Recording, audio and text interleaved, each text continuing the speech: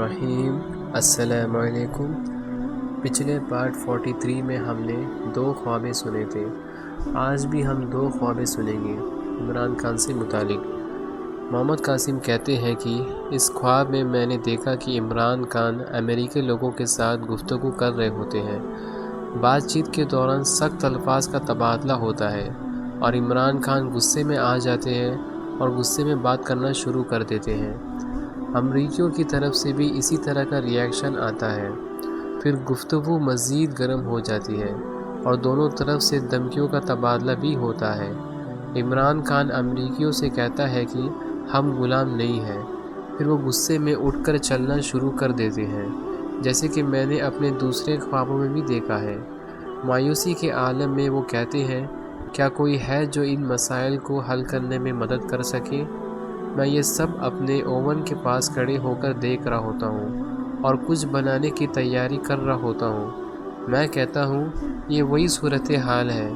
اس کے بعد میں کچھ کرتا ہوں لیکن مجھے یاد نہیں کہ میں نے کیا کیا تھا۔ اب دوسرا خواب۔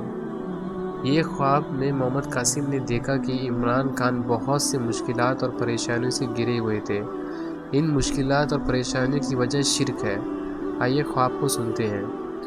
یہ خواب محمد قاسم نے 25 جون 2018 کو دیکھا تھا اور وہ بیان کرتے ہیں کہ محمد قاسم نے دیکھا کہ پاکستان کے وزیر اعظم عمران خان بہت سی آزمائش اور مشکلات کا سامنا کر رہے ہیں اور وہ اپنے کام کو اس طرح نہیں کر پا رہے ہیں جیسے وہ چاہتے ہیں اور اپنی کوشش میں ناکام ہو جاتے ہیں۔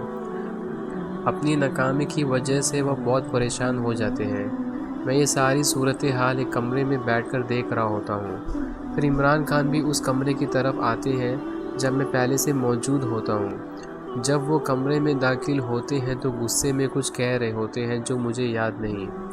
میں ان سے بات کرتا ہوں اور کہتا ہوں کہ اگر آپ اللہ سبحانہ و تعالیٰ کی مدد چاہتے ہیں تو آپ کو ہر قسم کی شرک سے بچنا ہوگا۔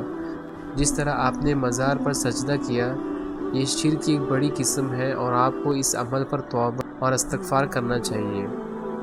اسی طرح آپ کو اللہ سبحانہ و تعالیٰ کے سامنے سجدہ کرتے ہوئے توبہ کرنی چاہیے۔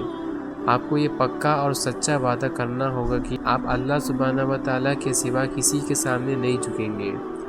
میں انہیں یہ بھی یاد دلاتا ہوں کہ آپ خود کہتے تھے کہ عمران خان اللہ کے سوا کسی کے سامنے نہیں جھکتا، پھر آپ نے ایسا کیوں کیا؟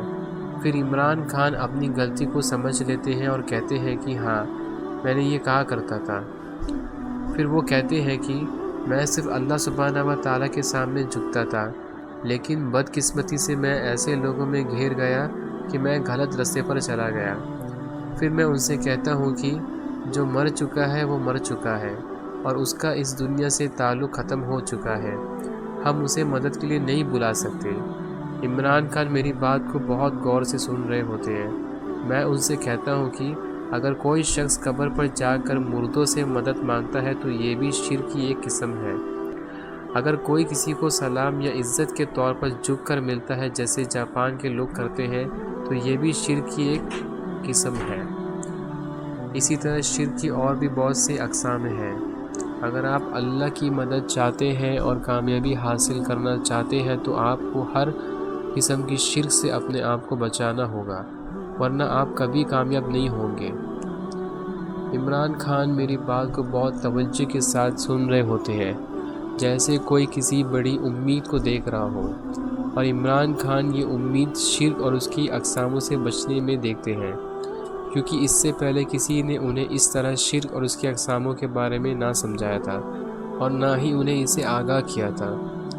یہیں پر یہ خواب اور یہ پارٹ 44 ختم ہوتی ہے۔ انشاءاللہ اگلے پارٹ 45 میں عمران خان سے متعلق اور 2 خوابیں سنیں گے۔ جزاکم اللہ خیر۔ السلام علیکم ورحمۃ اللہ وبرکاتہ۔